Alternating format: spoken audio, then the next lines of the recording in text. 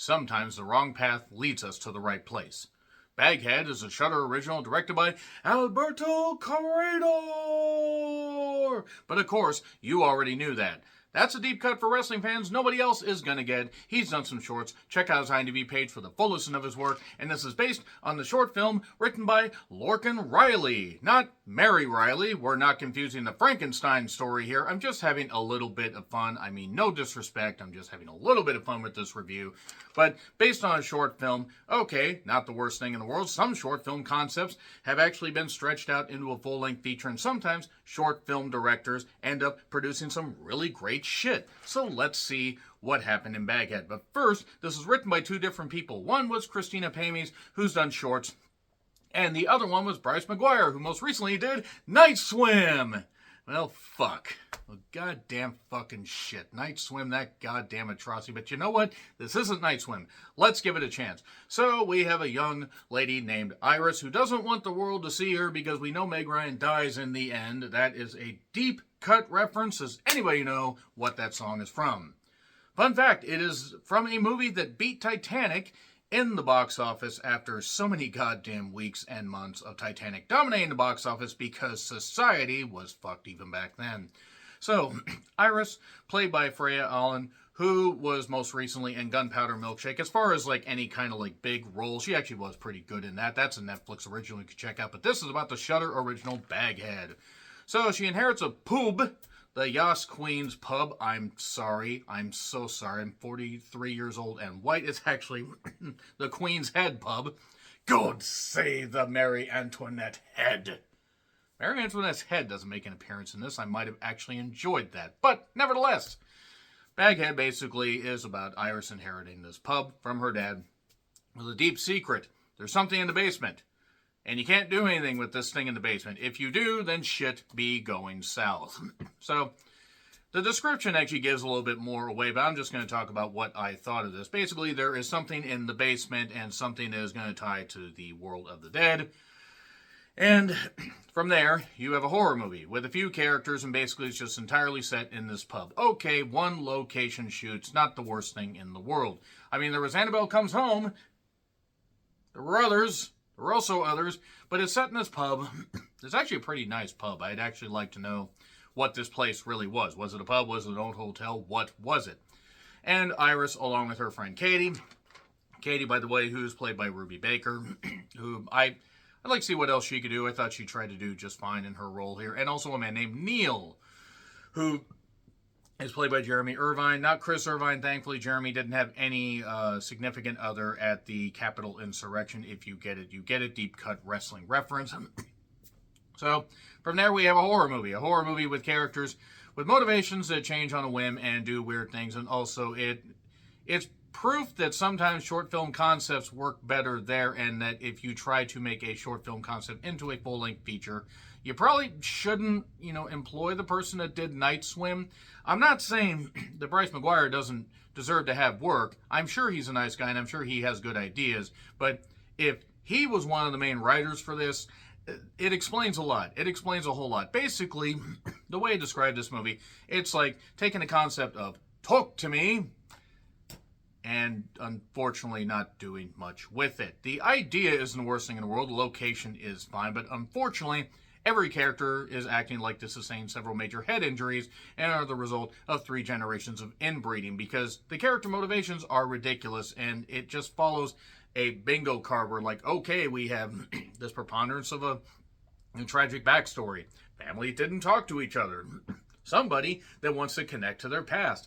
And a friend that's willing to do anything until they're not, and then something bad may or may not happen. You have to wait for the spoilers. And that's the thing. It's a bingo check card horror movie that really doesn't work. It really doesn't. I am not going to lie, I pretty much hated this movie because it's not even like the worst thing I've seen. It's like not even close. It's just not really that great or original or scary or anything. And yeah, I'm glad people got work. I'm not saying don't watch it. Your mileage may vary, but it's just not very good. And when they reveal all the stuff that's going on, like with the entity in the basement and other things, it's just everybody's motivations get really stupid. Not even stupid like in an entertaining way, just stupid in, why would you do that?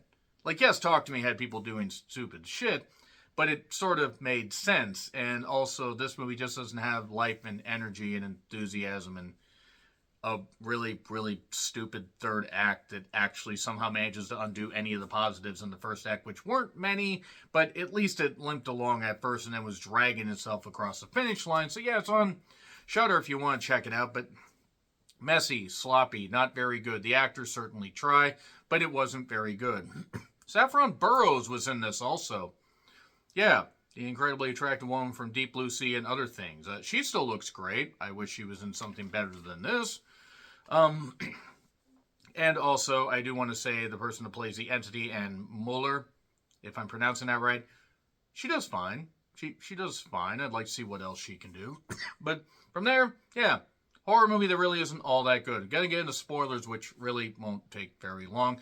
But I want to dive into some detailed shit now. 3, 2, 1, and spoilers. There we go. That's what I'm doing. So, her dad tries to burn down the pub. It doesn't work. He sends a video. You can't escape this. You're the guardian now. Look at me. I am guardian now. You can't let her out of the basement. And if you're seeing this, you're already dead. Okay, but why though? So, yeah, Iris and Katie break into an apartment. Seemingly Iris is having money trouble. She was either in the family flat or something, or a boyfriend. I don't know. Or it was her own apartment and she couldn't pay for it. And Katie apparently is practicing law, and Iris, once again, art studio or some studio going. We only know this from a couple things later, but then she gets a call and boom, she's suddenly on a flight. Okay, the entity is called Baghead, obviously, based on the title, and can communicate with the dead, can impersonate somebody for 2 minutes. Instead of 90 seconds like Talk to Me. Look, this movie may have actually been filmed before Talk to Me came out and just didn't find a distributor. I'm not knocking that. You can take a concept, add your own little twist on it, and that's fine. The thing is, that only helps if you make the twist interesting. And the twists aren't interesting. There was also a man named Neil that had shown up earlier and talked to the dad. And he desperately wanted to talk to his wife. Because he wanted to find out why, what happened and everything. How she died and all that. And just what actually went on. There's also a character named Solicitor. I believe it's played by Ned Daney. Or however the hell you say that. Den Hay. Maybe I'm getting that wrong. Hey, sign it over to me. I'll take care of it. And then not Katie, but Iris suddenly decides, I'm just going to stay here. Okay. Neil also wants to talk to his wife, so he offers money, a lot of money. And she sees this as the opportunity, basically, to make money to help her and Katie out, and they can live their dreams, not as hard as it may seem. And then you cannot go for longer than 2 minutes. Am I clear? Why 2 minutes? Because they'll want to stay. That's what I wanted to fucking say about that. Again, it's fine. It's fine. So basically the idea is Baghead must have a bag over her head. I didn't want to say Anne Muller, by the way, actually is very lovely and actually has an ethereal look about her. That could work well for horror and drama, so I'd like to see what else she can do. So, the ring that he hands turned out to actually be his mom's. And his mom basically said, yeah, I ended my own life because I couldn't stand the sight of you. Everyone Hates Neil should have been the subtitle of this movie. You find out why, because Neil isn't exactly great. And there's a spot in this hole in the wall on the basement, leads to the basement, and basically, you don't cross this line, otherwise you're in her world. Who made these rules? Who made these rules? I have so many questions, because even after you find out the reason why Baghead exists as they do, it still doesn't make a whole lot of sense, or if it does, it's hard for me to fucking care. Yeah, stay away from the hole or you'll die. You stay away from the wrong hole, or, or she'll be upset, and then you'll feel like you died. I don't speak from experience. Exposition dump. And use him for money. Money is for nothing, and the tricks are for free. This is not good, like at all, is what I wrote down. And again, I emphasize, I want everybody involved in this to succeed. This just was not a good horror effort at all. So, then we see Owen with his wife. And basically, she ended up dying. He wanted to leave the family alone because this was his curse. He inherited this because he's part of this ancient order in this bloodline that inherited this place. You could just set the thing on fire, but then I guess the creature could escape. It makes no sense. Baghead is in Iris's head now, and she yells at Katie. Katie then decides to go do some more research for this guy named Otto. Not the bus driver from The Simpsons, but it's this German guy, obviously with a name like Otto, he would almost have to be. Not Otto Huss. Not him. Nevertheless, he basically was part of this ancient order thing, and she does this research and takes this research back. And Iris, meanwhile, strikes a bit of a friendship with Neil, and Neil even talked to his wife.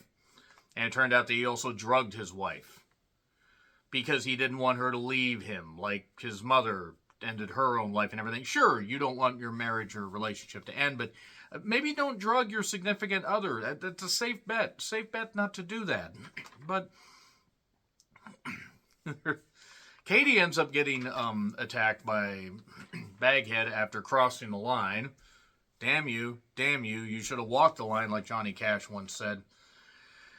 And she ends up getting killed. But also, 400 years ago, some ancient order used this lady to talk to the dead and then burned her at the stake when she didn't do what they wanted.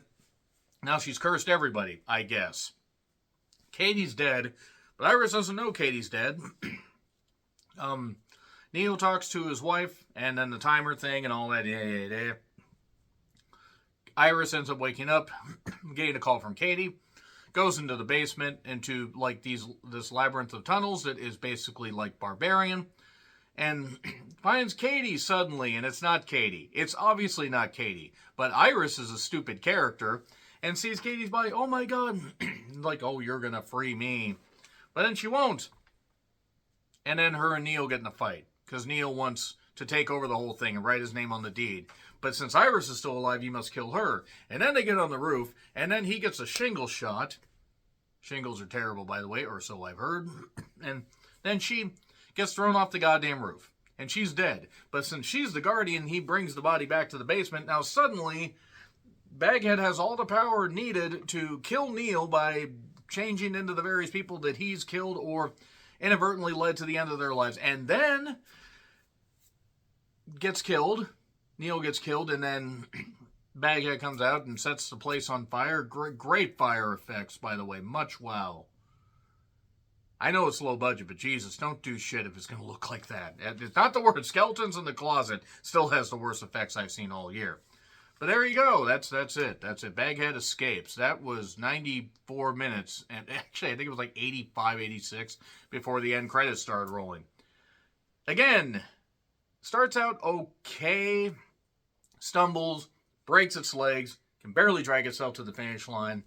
Sorry, this doesn't get a recommendation. You can watch it if you want. Your mileage may vary, but watch Talk to Me. Watch Talk to Me and see a concept like this done right. Agree, disagree, what I said, like, share, subscribe, Twitter handle in the description. I'm John Rickland. I'll see you soon.